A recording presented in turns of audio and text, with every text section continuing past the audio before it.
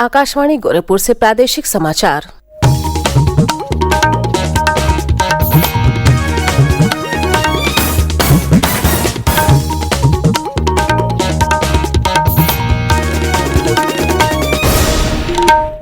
नमस्कार। समाचार बुलेटिन के साथ मैं सोनी निगम। पहले मुख्य समाचार। प्रदेश में चीनी उद्योग के 120 वर्ष पूरे होने पर आयोजित कार्यक्रम में मुख्यमंत्री योगी आदित्यनाथ हुए शामिल। कहा, सबसे ज्यादा चीनी और एथेनॉल उत्पादन करने वाला राज्य है उत्तर प्रदेश। राज्यपाल आनंदीबेन पटेल और मुख्यमंत्री योगी आदित्यनाथ ने राजभवन परिसर में फल, शाक भाजी और पुष्प प्रदर्शनी 2023 का किया शुभारंभ। प्रगतिशील किसानों को किया सम्मानित। मुख्यमंत्री ने बांदा में महाराणा प्रताप और महाराजा खेत सिंह खंगार की प्रतिमा का किया अनावरण। कालिंजर महोत्सव के शुभारंभ कार्यक्रम में हुए शामिल।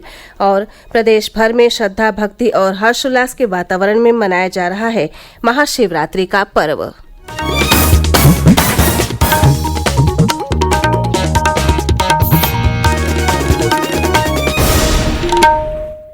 अब समाचार विस्तार से।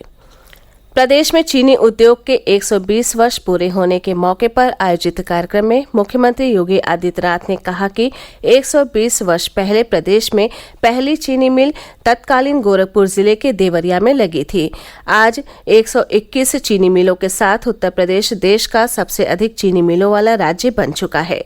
देश में सर्वाधिक गन्ना और चीनी उत्पादन करने वाली प्रदेश की चीनी मिलों ने आज प्रधानमंत्री की नीतियों को अपनाते हुए उत्तर प्रदेश को सबसे ज्यादा एथेनॉल उत्पादन करने वाला राज्य बना दिया है। मुख्यमंत्री ने कहा कि प्रधानमंत्री ने 9 वर्ष पहले घोषणा की थी कि 2022 तक किसानों की आमदनी को दुगना करेंगे।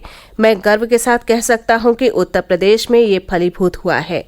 बीते 6 वर्षों में डबल इंजन सरकार में गन्ना किसानों को 1,97,000 करोड़ रुपए का भुगतान डीबीटी के माध्यम से किया गया। जल्द ही ये 2 लाख करोड़ हो जाएगा।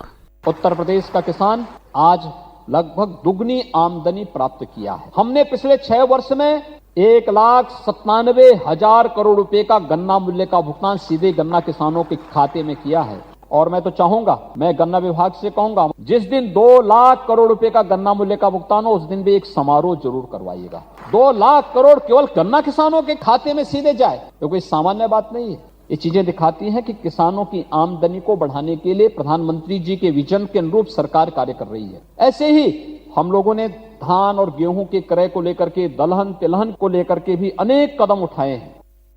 राजभवन प्रांगण में हर वर्ष होने वाली प्रदेश की सबसे बड़ी फल, शाक भाजी और पुष्प प्रदर्शनी 2023 का शुभारंभ कल राज्यपाल आनंदीबेन पटेल और मुख्यमंत्री योगी आदित्यनाथ ने किया। 20 फरवरी तक चलने वाली इस प्रदर्शनी के शुभारंभ के मौके पर मुख्यमंत्री योगी आदित्यनाथ ने कहा कि हम परंपरागत खेती में जितना उत्पादन करते हैं उससे कई गुना क्षमता सब्जी और फल की खेती में है। प्रधानमंत्री जब किसानों की आमदनी बढ़ाने की बात करते हैं तो उसमें ये एक अहम भूमिका निभा सकता है।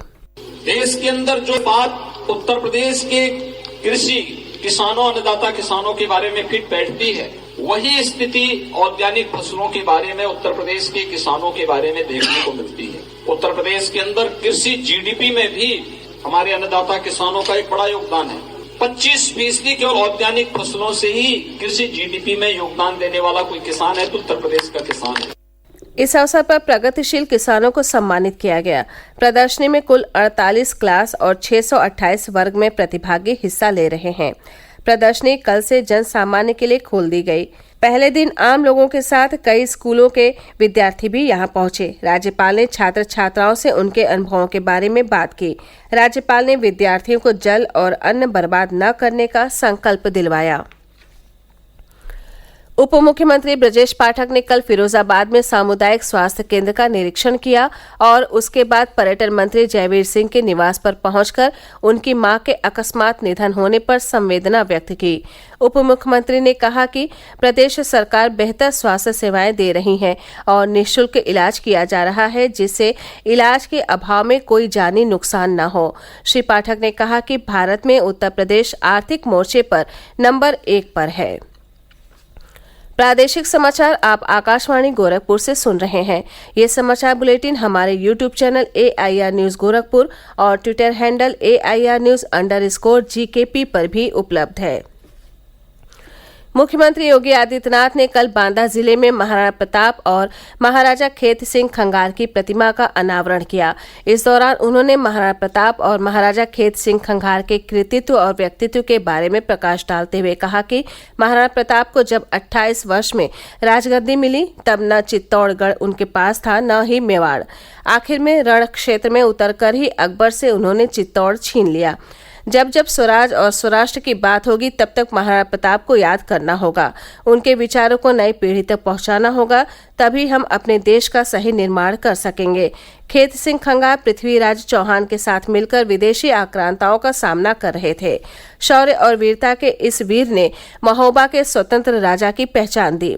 उत्तर प्रदेश, मध्य प्रदेश, बुंदेलखंड और गुजरात तक के क्षत्रिय खंगार जाति की बाहुबल की चर्चा होती है। इसके बाद मुख्यमंत्री ने बांदा जनपद में कालिंजर महोत्सव का शुभारंभ किया। उप मुख्यमंत्री केशव प्रसाद मौर्य ने कल लखनऊ में बख्शी का तालाब स्थित पंडित दीनदयाल उपाध्याय राज्य ग्राम विकास संस्थान में आयोजित खंड विकास अधिकारियों के प्रशिक्षण सत्र के समापन समारोह में हिस्सा लिया। इस अवसर पर श्री मौर्य ने कहा कि खंड विकास अधिकारी विकास की हर योजना के केंद्र में रहते हैं। विकास योजनाओं को अमली जामा पहनाने में उनकी भूमिका अत्यंत महत्वपूर्ण है। ऐसे में अपने ब्लॉक के विकास से संबंधित हर समस्या का समाधान कर उसे आदर्श ब्लॉक बनाने के लिए कार्य करें। मुख्य सचिव दुर्गा शंकर मिश्र ने कल गौतम बुद्ध नगर में यमुना एक्सप्रेस वे औद्योगिक विकास प्राधिकरण के प्रौद्योगिक medical devices park, toy park, apparel park, MSME park आदि का स्थलीय निरीक्षण किया। प्राधिकरण द्वारा किए जा रहे विकास कार्यों पर संतोष व्यक्त करते हुए मुख्य सचिव ने विकास कार्यों की रफ्तार बढ़ाने और लैंडस्केपिंग पर अधिक कार्य करने के निर्देश दिए। प्रधानमंत्री टीबी मुक्त भारत अभियान के तहत 20 फरवरी से 5 मार्च तक प्रदेश भर में विशेष अभियान चलाया जाएगा। लखनऊ में कल इस अभियान को आगे बढ़ाने के लिए राज्य स्तरीय मीडिया संवेदीकरण कार्यशाला का आयोजन किया गया, जिसमें प्रदेश के उप मुख्यमंत्री ब्रजेश पाठक ने हिस्सा लिया। उप मुख्यमंत्री ने कहा कि अभियान के तहत टीबी रोगियों की पहचान की जाएगी और उन्हें निःशुल्क इलाज उपलब्ध कराया जाएगा। प्रधानमंत्री ने 2025 तक भारत को टीबी मुक्त करने का आह्वान किया है। उन्होंने कहा कि प्रदेश की राज्यपाल के आह्वान पर सभी मंत्री और विधायक टीबी से पीड़ित मरीजों को गोद लेकर उनका संपूर्ण इलाज करा रहे हैं। इस अभियान से सभी को जुड़ना चाहिए। महाशिवरात्रि पर्व आज प्रदेश भर में श्रद्धा, भक्ति और हर्षोल्लास के वातावरण में मनाया जा रहा है। तड़के से ही श्रद्धालु पवित्र नदियों से जल लेकर देवाधिदेव भगवान शिव का जलाभिषेक कर रहे हैं। भगवान शिव की नगरी कहे जाने वाली काशी यानी वाराणसी में श्रद्धालुओं की भारी भीड़ लगी है। वहां के काशी विश्वनाथ मंदिर सहित लगभग सभी मंदिरों में ब्रह्म मुहूर्त से ही श्रद्धालु जलाभिषेक और पूजा अर्चना कर रहे हैं। कैथी स्थित मार्कंडेय महादेव मंदिर में भी श्रद्धालुओं की भारी भीड़ लगी है। उधर इलाहाबाद में भारी संख्या में श्रद्धालु संगम तट पर स्नान करके वहां के मंदिरों में पूजा अर्चना कर रहे हैं। विभिन्न मंदिरों में जलाभिषेक के विशेष कार्यक्रम आयोजित किए गए हैं। अयोध्या के नागेश्वरनाथ, क्षीरेश्वरनाथ और लोरेश्वर महादेव मंदिरों में दर्शन पूजन के लिए श्रद्धालुओं की भारी भीड़ लगी है। मुख्यमंत्री योगी आदित्यनाथ महाशिवरात्रि के अवसर पर आदिदेव भगवान शिव की पूजा के लिए गोरखपुर पहुंच चुके हैं। आज वो गोरखनाथ मंदिर सहित जिले के महत्वपूर्ण शिव मंदिरों में जाकर जलाभिषेक करेंगे। इस अवसर पर वाराणसी के काशी विश्वनाथ मंदिर सहित प्रदेश के सभी शिव मंदिरों और शिवालयों में श्रद्धालुओं की सुविधा के लिए विशेष प्रबंध किए गए हैं।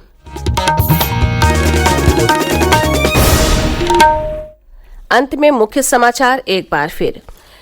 प्रदेश में चीनी उद्योग के 120 वर्ष पूरे होने पर आयोजित कार्यक्रम में मुख्यमंत्री योगी आदित्यनाथ हुए शामिल। कहा, सबसे ज्यादा चीनी और एथेनॉल उत्पादन करने वाला राज्य है उत्तर प्रदेश। राज्यपाल आनंदीबेन पटेल और मुख्यमंत्री योगी आदित्यनाथ ने राजभवन परिसर में फल, शाक भाजी और पुष्प प्रदर्शनी 2023 का किया शुभारंभ। प्रगतिशील किसानों को किया सम्मानित। मुख्यमंत्री ने बांदा में महाराणा प्रताप और महाराजा खेत सिंह खंगार की प्रतिमा का किया अनावरण। कालिंजर महोत्सव के शुभारंभ कार्यक्रम में हुए शामिल। और प्रदेश भर में श्रद्धा, भक्ति और हर्षोल्लास के वातावरण में मनाया जा रहा है महाशिवरात्रि का पर्व। इसी के साथ ये समाचार बुलेटिन समाप्त हुआ। नमस्कार।